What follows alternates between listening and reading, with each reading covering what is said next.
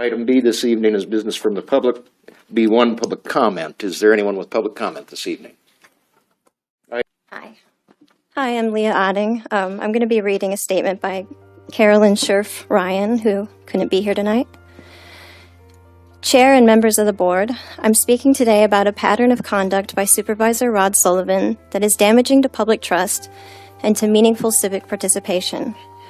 This is not about one disagreement. It is about repeated dismissals by Supervisor Sullivan of community members and explicitly of women who engage in good faith policy critique.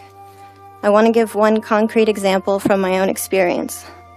As a grad student and parent paying thousands of dollars a month in childcare for 2 toddlers, while the early childhood workers who care for my children each day earn poverty wages, I submitted to Johnson County staff and other relevant stakeholders a graduate-level analysis and policy critique of the capital campaign strategy to replace ARPA funding for the Child Care Wage Enhancement Program.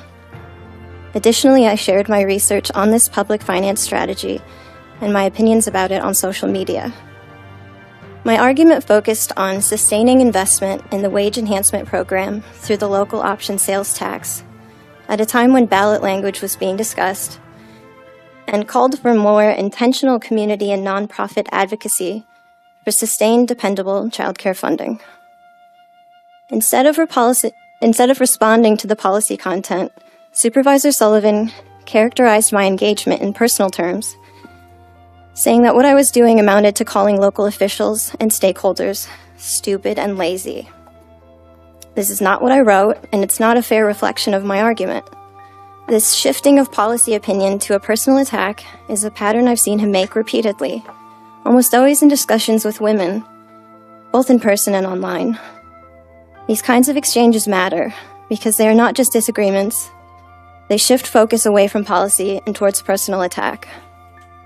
And when that happens in a public forum, including on social media, it has a chilling effect. It makes people less willing to engage, especially people who are already stretched thin, but still trying to participate in local governance. I experienced that directly, and it affected my willingness to stay engaged in the decision-making conversations that directly impact me and my family. This is not an isolated experience.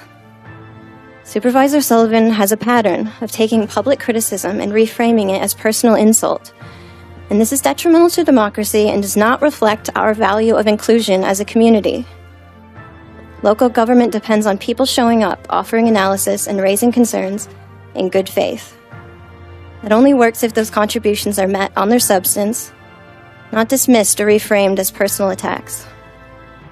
I would ask the board to take seriously the impact of Supervisor Sullivan's pattern and to affirm clear expectations for respectful policy and focused engagement in social media and formal spaces. Thank you.